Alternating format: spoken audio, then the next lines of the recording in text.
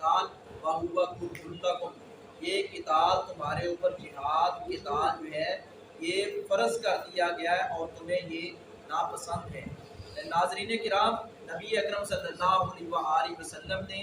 جو آپ جانتے ہیں کہ مجاہدین کی، اہل جہاد کی، جو الہ کلمت اللہ کی سربلندی کے لیے احیاء سنت رسول اللہ صلی اللہ علیہ وسلم کے لیے لڑتے ہیں، ان کی کس قدر فضیلت اور اہمیت بیان فرمائی ہے۔ تو ہمیں چاہیے کہ ہم اس جذبے کو مزید فروغ دیں، عوام بھی، حکمران بھی اور ہماری فوج بھی، تاکہ یہ جو لوگ جو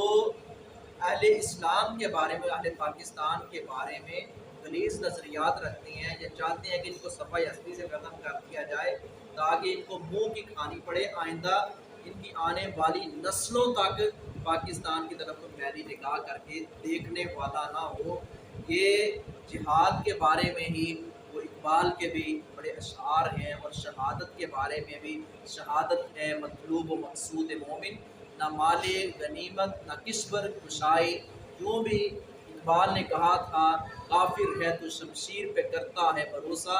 مومن ہے تو بے دیگ بھی لڑتا ہے سپاہی۔ یہ ان جرنیلوں کا کارنامہ ہے، اللہ نے ان کو ہمت دی، توفیق دی، اور انہوں نے جہاد کرتے ہوئے، ان کے پرخچے اڑاتے ہوئے میدان میں کودے اور پاکستان کے پرچم کو، اسلام کے پرچم کو سر بلند کیا ہے۔ اس سے ملتا جلتا جو اگلا معاملہ ہے وہ قادیانیوں کا ہے، کیونکہ جہاد کی میں نے بات کی ہے، قادیانی جہاد کے منکر ہیں، جہاں وہ حج کے بارے میں عجیب نظریات رکھتے ہیں، کہتے ہیں کہ قادیان میں آئیں، یہی تمہارا حج ہے، بیت اللہ میں مسجد جانے کی کوئی ضرورت نہیں ہے، میدان عرفات میں جانے کی، جمع ہونے کی کوئی ضرورت نہیں ہے، اور وہ کہتے ہیں نعوذ باللہ ہماری قادیان کی مسجد جو ہے وہ مسجد نبوی، مسجد حرام اور مسجد اقصیٰ کی مانند ہے۔ اسی طرح وہ کہتے ہیں ہمیں کلمہ الگ پڑھنے کی ضرورت نہیں ہے الگ بنانے کی، کیوں؟ یہ وہی محمد صلی اللہ علیہ وسلم ہیں، جو یہ وہی غلام احمد قادیانی ہے جو نعوذ باللہ محمد صلی اللہ علیہ وسلم کی شکل میں دوبارہ نمودار ہوئے، اور قرآن کی آیت من بعد اسمہ احمد، کہ تمہارے بعد ایک نبی آئے گا، عیسیٰ علیہ السلام نے بشارت دی تھی جس کا نام احمد ہوگا، نبی اکرم صلی اللہ علیہ وسلم کے بارے میں تھا کہ آپ کا نام محمد بھی ہے، آپ کا نام احمد بھی ہے صلی اللہ علیہ وسلم۔ یہ بدبخت کہتا ہے یہ احمد میں ہی ہوں، میں وہی محمد ہوں، اور کہنے والے نے، اس بدبخت نے یوں بھی کہا ہے، محمد پھر اتر آئے ہیں ہم میں، پہلے سے بڑھ کر ہیں اپنی شان میں، جس نے دیکھنے ہوں محمد اکمل، وہ دیکھے غلام احمد کو قادیان میں، نعوذ باللہ۔ یہ بدبخت جہاد کے بھی دشمن ہیں، اور یہ انگریز کا لگایا ہوا پودا ہے، جس کی جڑیں آج پھیلتی چلی جا رہی ہیں، جسے ہم اپنی زبان میں کہتے ہیں کہ تناور درخت بنتا جا رہا ہے۔ علماء نے، اہل علم نے لکھا ہے، مورخین نے، پہلے بھی فتنے رونما ہوئے، کئی قسم کے فتنے ہیں، اور جو ختم نبوت کا انکار کرنے والے فتنے، جو نبوت کا دعویٰ کرنے والے، وہ پہلے بھی پیدا ہوئے، لیکن وقت کے ساتھ ساتھ وہ فتنے، وہ لوگ دبتے چلے گئے۔ لیکن یہ اس بدبخت کا فتنہ، جو انتہائی جاہل قسم کا انسان، جسے مہذب انسان کہنا بھی کہتے ہیں کہ انسانیت کی توہین ہے، کہ جس قدر یہ بد کردار انسان تھا، نبی تو ہم تصور بھی نہیں کر سکتے۔ تو ناظرین کرام، یہ وہ بدبخت ہے جس نے نبوت کا دعویٰ کیا ہے۔ اس سے پہلے حضرت ابوبکر صدیق رضی اللہ تعالیٰ عنہ کے دور میں مسیلمہ کذاب نے نبوت کا دعویٰ کیا، حضرت ابوبکر صدیق میدان جہاد میں اترے، اور اس فتنے کی سرکوبی کے لیے دن رات ایک کیا ہے، اور ان کو اپنے منہ کی کھانی پڑی، اور اسی طرح اسود انسی نے، سجا نامی عورت نے، دیگر لوگوں نے نبوت کا دعویٰ کیا، لیکن یہ بدبخت جو ہے یہ پھیلتے چلے جا رہے ہیں، اور یہ جہاد کا انکار کہتے ہیں جہاد کی اب ضرورت ہی نہیں ہے۔ مولانا ظفر علی خان ان کے بارے میں کہا تھا، کبھی حج ساکت، کبھی ساکت ہو گیا حج، اور کبھی قید جہاد اٹھی، شریعت قادیاں کی ہے، رضا جوئی نصارہ کی۔ ان ظالموں کی بے خونی کے لیے، ان کی سرکوبی کے لیے امت مسلمہ کو آج پھر متحد اور متفق ہونے کی ضرورت ہے۔ اس کے لیے جن لوگوں نے کردار ادا کیا ہے، 7 ستمبر 1974 کے حوالہ سے پاکستان کی پارلیمنٹ میں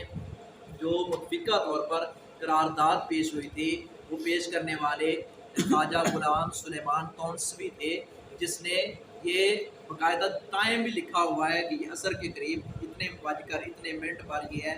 اپنا قرارداد پیش ہوئی تھی۔ اور یہ قرارداد ظاہر بات ہے کہ یہ کرنی تو اپنا رکن اسمبلی نے تھی، لیکن اس کے پیچھے یہ قرارداد اور یہ دلائل دینے والے، پیچھے تیار کرنے والے، اس کی اپنا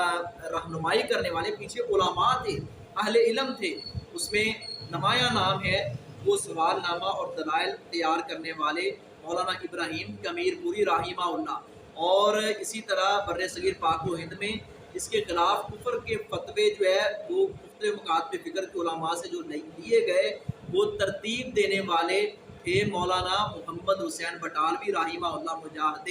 ختم نبوت، تحریک ختم نبوت کے مجاہد، اور اس پر 200 سے زائد علماء کے دستخط ہوئے ہیں تمام مکاتب فکر کے۔ اس کے اندر بریلوی مکاتب فکر کے بھی بڑے علماء، دیوبندی مکاتب فکر کے، اور اللہ کے فضل و کرم سے اہل حدیث تو صفحے اول میں تھے۔ اور سب سے پہلے دستخط کرنے والے شیخ الگل فی الگل سید نذیر حسین محدث دہلوی رحمہ اللہ تھے، اور اسی طرح اس کے ساتھ مبالغہ کرنے والے مولانا عبدالحق غزنوی تھے، اور اس کے ساتھ مناظرے کے لیے میدان میں اترنے والے مولانا ثناء اللہ امرسری فاتح قادیان تھے۔ لیکن یہ بدبخت دوڑ جاتا تھا، میدان میں نہیں آتا تھا، جیسے آج کا جسے مرزا ثانی کہا جاتا ہے، مرزا جیل میں، مرزا محمد علی جیل میں، جیسے وہ بھی گھر بیٹھے للکاریں تو مارتا ہے لیکن باہر آ کر بات کرنے کے لیے تیار نہیں ہوتا، بھاگ جاتا ہے، اسی لیے اس کو مرزا ثانی کہا جاتا ہے۔ یہ مرزا غلام احمد قادیانی جسے مرزا اول ہم کہہ لیں، یہ ختم نبوت کا جو اپنا منکر تھا، یہ بھی ایسے ہی فرار ہوا، کئی دفعہ بھاگا، اور اس نے ایک دعا کی تھی۔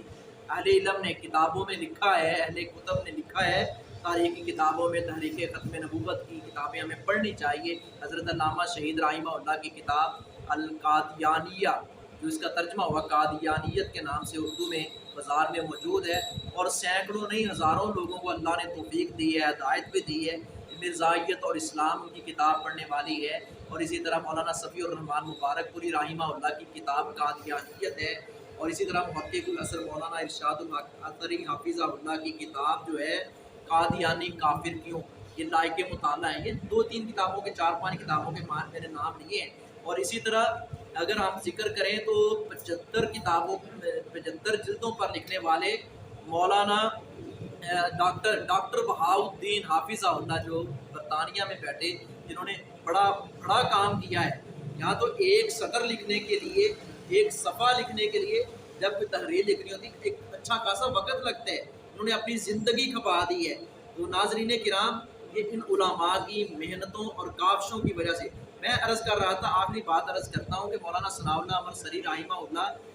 کے بارے میں اس مرزا غلام احمد قادیانی بدبخت نے یہ دعا کی، جس کی ایک ہی دعا قبول ہوئی تھی، اور وہ بھی اس کے گلے پڑ گئی۔ وہ کیا تھی؟ اس نے کہا اللہ اگر میں سچا ہوں نا تو مجھے مولانا ثناء اللہ امرسری کی زندگی میں،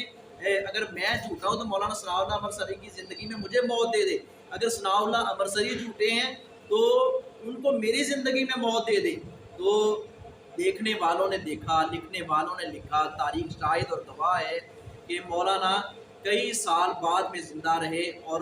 فوت ہوئے اور سبودے میں دفن ہوئے۔ یہ غلام احمد قادیانی یہ مولانا ثناء اللہ امرسری کی زندگی میں ذلت کی موت مرا، اور ایسے غلیظ اور کتے کی موت مرا کہ اس کو بیت الخلاء میں موت آئی، اور ایسے ہی تھا کہ جیسے ایک ناپاک اور ایسا غلیظ انسان کے لوگ اس کے قریب آنے تک کے لیے تیار